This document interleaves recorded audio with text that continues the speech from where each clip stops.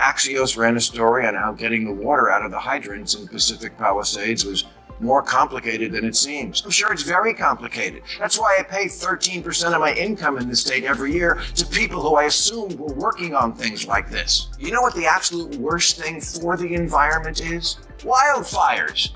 A 22 study found that the smoke from just the two in 2020 wiped out 18 years of carbon reduction in the state, which means we suffered the pain of driving those early model Priuses for nothing. California is the place that spends money and gets nothing, which is why you may have noticed when the fires broke out, no one is... A well-known liberal commentator suddenly sounded like the lone voice of reason, calling out California officials for turning one of America's most breathtaking states into an overpriced disaster zone.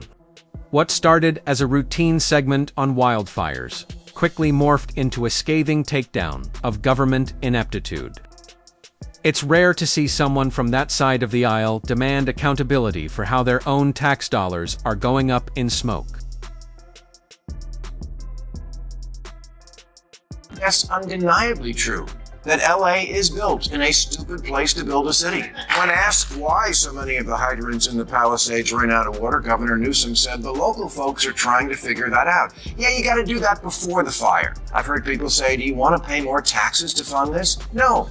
I want you to use the exorbitant taxes you already collect to prioritize it.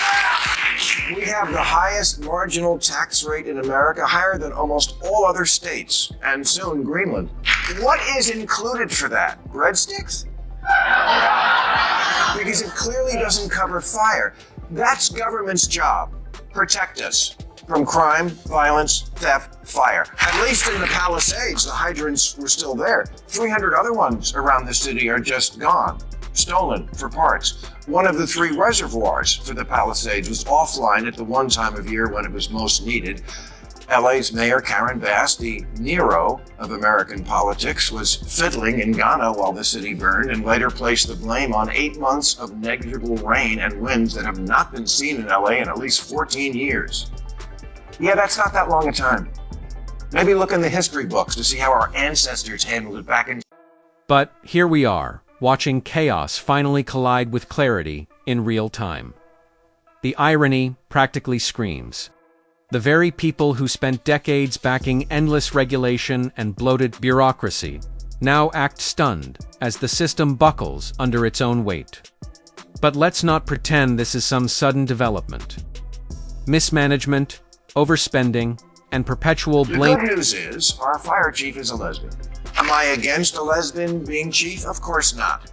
Do I think a lesbian can do the job? Of course I do. And maybe she's the best person for the job. Or maybe they really wanted a lesbian in that job, and she's just the best lesbian for the job, and with essential services, that's not good enough. Crowley's official bio says Chief Crowley leads a diverse department, creating, supporting, and promoting a culture that values diversity, inclusion, and equity while striving to meet and exceed the expectations of the communities. Well, you didn't exceed my expectations, which was that the whole city wouldn't burn down.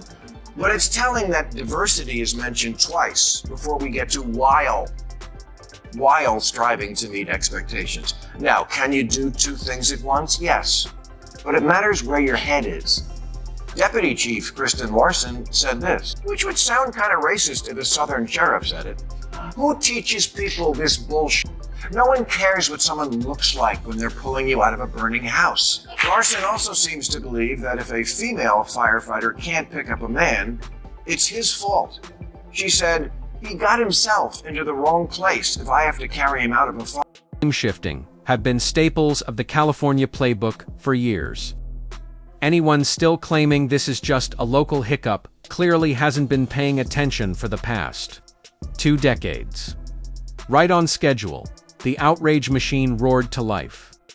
Somehow saying taxpayers deserve better is now treated like an act of hostility. The same voices that pays the highest price when politicians don't prioritize basic services. The first responders are heroes who every time go above and beyond because they have to, because we leave it all to them.